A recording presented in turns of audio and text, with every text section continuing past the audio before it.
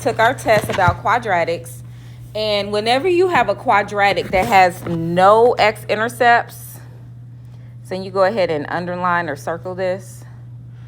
What that means is that the solutions are not real because they're imaginary. Okay? So, whenever you see a parabola that doesn't cross the x-axis, that just tells us that we have two imaginary solutions. So imaginary number, we use a letter I for imaginary. And the way we get an imaginary number is by taking, this is a little line, the square root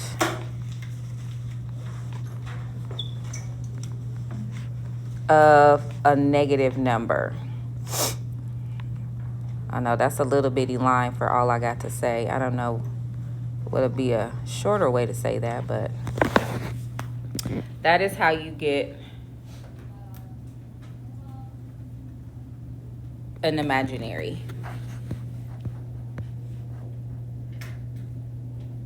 So if you have a calculator, try to type in square root of -3. If you hit square root of a -3, it's going to say, it could say not real. It could say, it might say imaginary.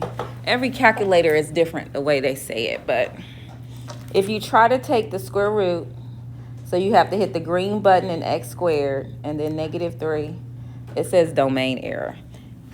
Some of them say, so -3. So if you put in the square root and then you put a negative. So try to type this in your calculator. Take the square root of -3.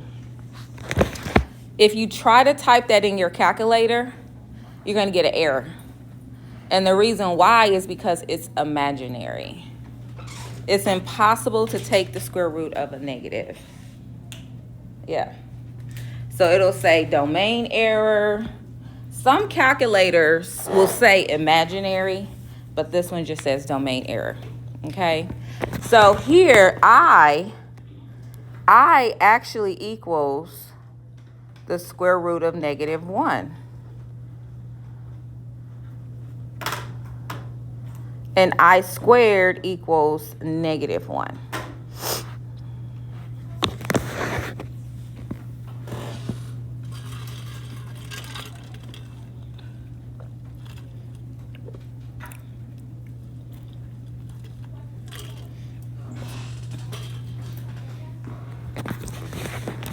All right, so let's go ahead and start simplifying. So, does anybody remember what is 1 times 1? 1. 2 times 2? 4. So 2 squared would be 4. What about 3 squared? 9. 4 squared?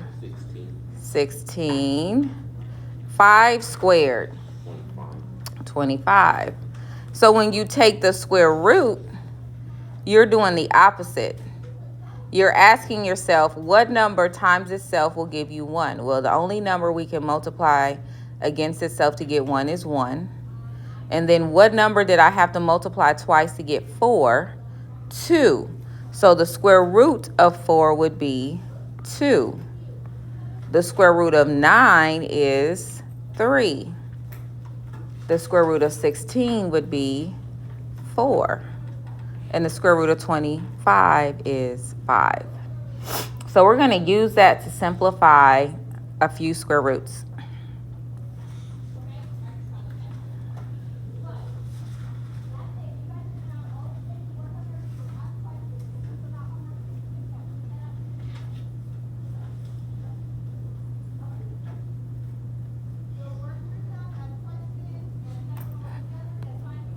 All right, so now let's look at taking a square root of 8. I don't know. Who remembers doing a birthday cake in integrated 2? All right, so let's go ahead and do that. So we have the 8. And then we're going to keep dividing that until we get our birthday candle on the top. So I'm going to start off by dividing it by 2. What is 2? How many times is 2 going to 8? 4.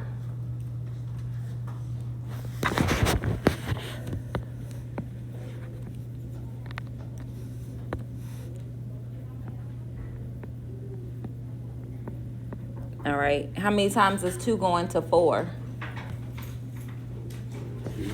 2. Thank you so much, Isel. Hi, how are you? Thank you so much. Two. Okay. How many times does 2 go into 4? 2. And then 2 goes into 2 one time. So the birthday cake is you keep dividing it by prime numbers until you get your candle on top. And now you're going to look for pairs because it's a square root. So do you see how I have a pair of 2s? So that pair can come out. But then there is one left over that didn't have a friend, and it has to stay. So the square root of 8 is equal to 2 root 2. All right, now let's talk about negatives. You always want to start by taking out the negative. So you always start by, if it's a negative number, you have to separate the negative.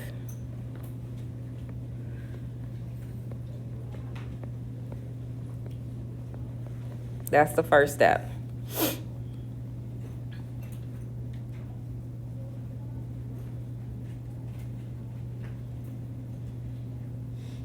So that negative 2, I'm going to break it apart to the square root of negative 1 times the square root of 2.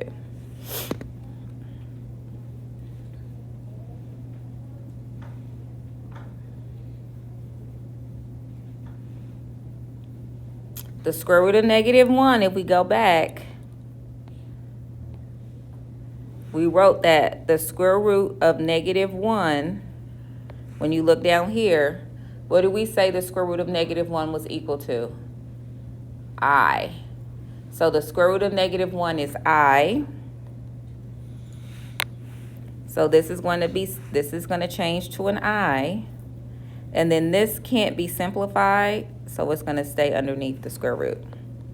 And that would be your answer to number 1. That's all you have to do. Let's look at question 2. So we're going to take out our negative 1 times 25. Again, anytime you take the square root of a negative, you get I. So this becomes I. Does anybody remember what the square root of 25 is? 5. Now, in math, it's kind of improper to put the letter before the number. I wouldn't mark that wrong. That is right. But the best way to write that would be 5i. A radical can go behind an I. I know it's kind of weird. It's like math etiquette. But a whole number should be in front of the I. So this is the best answer, but I would take either one. All right, go ahead and give yourself about 60 seconds and try to do number 3 by yourself. Take away the negative 1.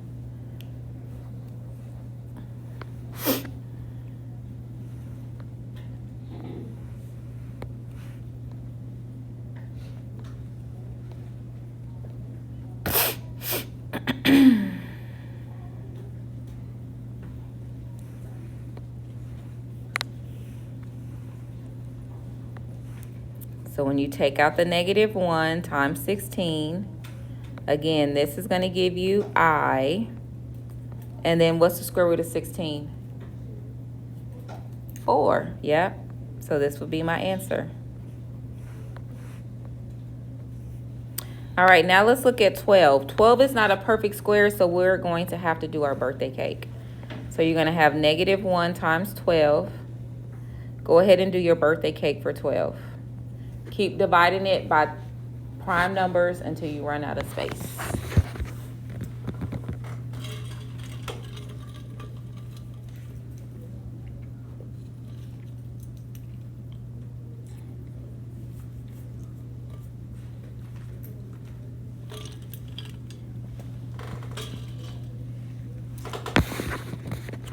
So we got 12 can be divided by 2. And then 6 can be divided by 2.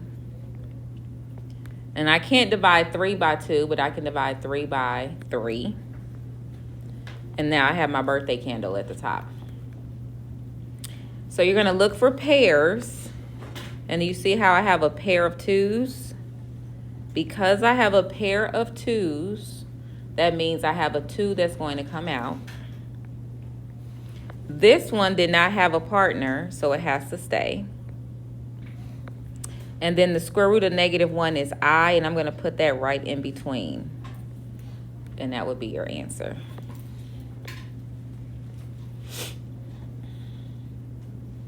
Okay, let's finish it out. Let's make our sketches, and then we will be done for today. So let's go ahead and set these equal to 0. For this first one, you have x squared plus 1 equals 0. So when you solve it, you're going to subtract the 1. And then you're going to take the square root,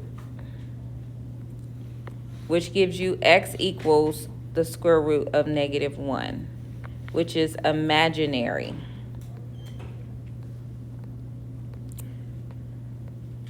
So that means you have to draw a graph that does not cross the x-axis. Now, it doesn't matter where we draw the graph, it just cannot cross the x-axis because our solutions are imaginary. Hi, how you doing? You can just set it on my desk. So is this one going to be a smile or a frown for number 8?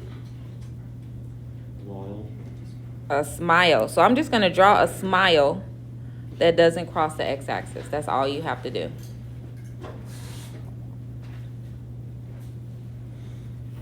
All right, let's look at question number 9. We have x squared plus 9 equals 0. Subtract the 9. And then take the square root. Again, I'm taking the square root of a negative. So this is imaginary. So the only thing we can do, we don't have to make a table, we don't have to factor it, is again, we're just going to draw a smile because that's a positive A that doesn't cross the x-axis. We're on page 9. All right. Last two, you have the x squared plus 16 equals 0. X squared equals -16. X equals the square root of -16. Again, it's a negative, so that means it's imaginary.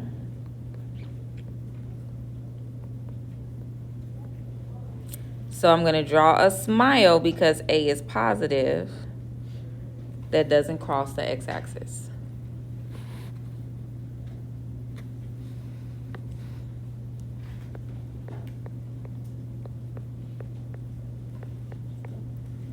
And for our last one, we know this one is going to be a frown.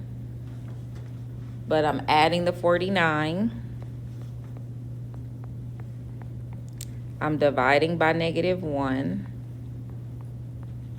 And when I take the square root, anytime you take the square root of a negative, it is imaginary.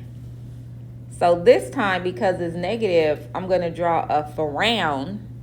But the frown has to be under the x-axis. So in other words, if you drew one like this, that would not be right.